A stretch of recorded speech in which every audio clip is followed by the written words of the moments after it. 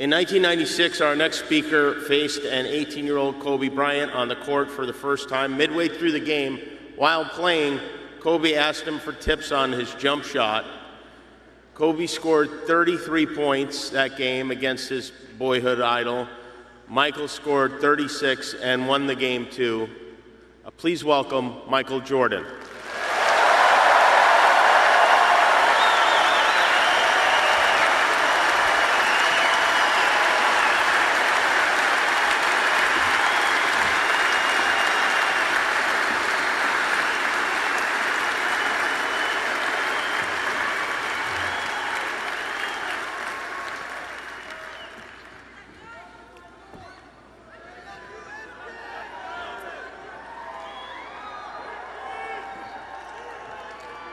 I would say good morning, but it's afternoon. I'm grateful to Vanessa and the Bryant family for the opportunity to speak today. I'm grateful to be here to honor Gigi and celebrate the gift that Kobe gave us all. What he accomplished as a basketball player, as a businessman, and a storyteller, and as a father. In the game of basketball, in life, as a parent, Kobe left nothing in the tank. He left it all on the floor.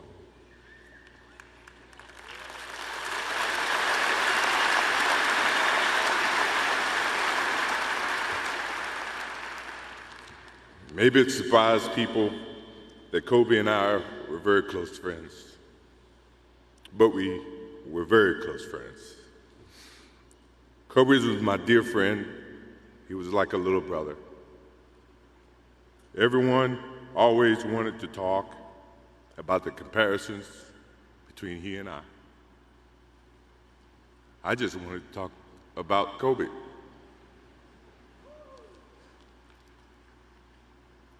You know, all of us have brothers and sisters, little brothers, little sisters who, for whatever reason, always tend to get in your stuff,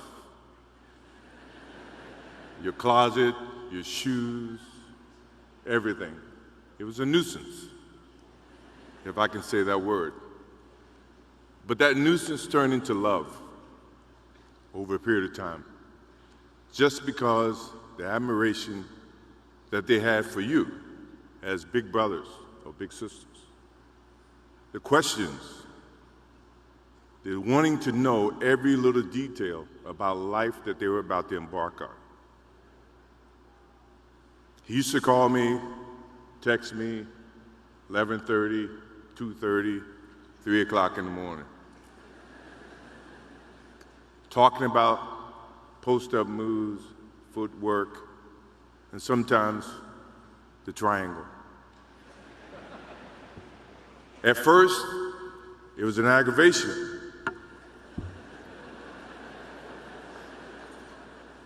But then it turned into a certain passion.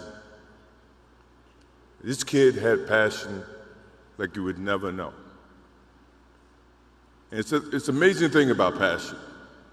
If you love something, if you have a strong passion for something, you would go to the extreme to try to understand or try to get it.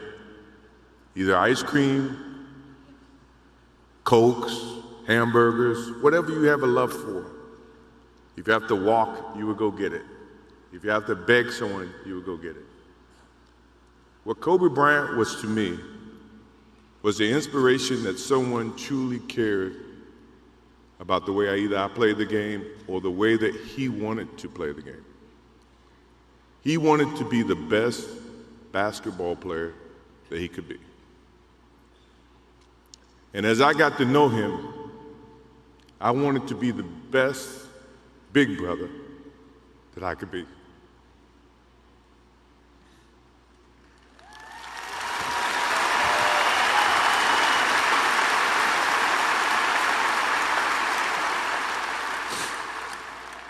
To do that, you have to put up with the aggravation, the late night calls, or the dumb questions. I took great pride as I got to know Kobe Bryant that he was just trying to be a better person, a better basketball player. We talked about business. We talked about family. We talked about everything. And he was just trying to be a better person.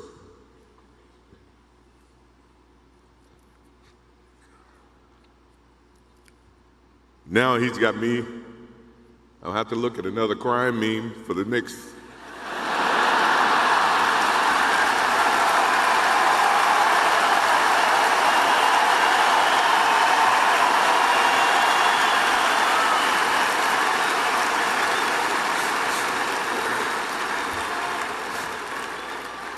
I told my wife I wasn't going to do this because I didn't want to see that for the next 3 or 4 years. That is what Kobe Bryant does to me. I'm pretty sure Vanessa and his friends all can say the same thing. He knows how to get to you in a way that affects you personally, even though if he's being a pain in the ass. But you ever have a sense of love for him in the way that he can bring out the best in you. And he did that for me. I remember maybe a couple of months ago, he sends me a text. And he's saying, I'm trying to teach my daughter some moves. And I don't know what I was thinking or what I was working on. But what were you thinking about when you were as you were growing up, trying to work on your moves? I said, what age? He says, 12. I said, 12, I was trying to play baseball. He sends me a text back saying, laughing my ass off. And this was at 2 o'clock in the morning. But the thing about him was we could talk about anything that related to basketball, but we can talk about anything that related to life. And as we grow up in life, rarely have friends that we can have conversations like that. Well, it's even rare when you can grow up against adversaries and have conversations like that. I went and saw Phil Jackson in 1999 or maybe 2000. I don't know when Phil was here in LA. And I walk in and Kobe's sitting there. And the first thing, I'm in a suit. First thing Kobe said, did you bring your shoes? No, I wasn't thinking about playing. But his attitude to compete and play against someone he felt like he could enhance or improve his game with. To me, that's what I loved about the kid. Absolutely loved about the kid. No matter where he saw me, it was a challenge. And I admired him because his passion, you rarely see someone who's looking and trying to improve each and every day, not just in sports, but as a parent, as a husband. I am inspired by what he's done and what he shared with Vanessa and what he's shared with his kids. I have a daughter who is 30 who just became a grandparent. And I have 2 twins. I have twins at 6.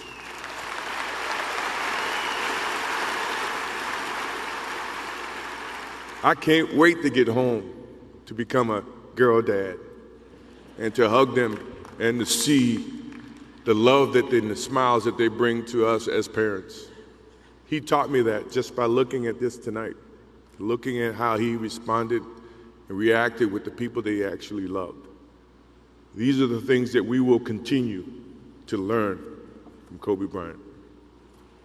To Vanessa, Natalia, Bianca, Capri, my wife and I will keep you close in our hearts and our prayers. We will always be here for you, always. I also want to offer our condolences and support to all the families affected by this enormous tragedy.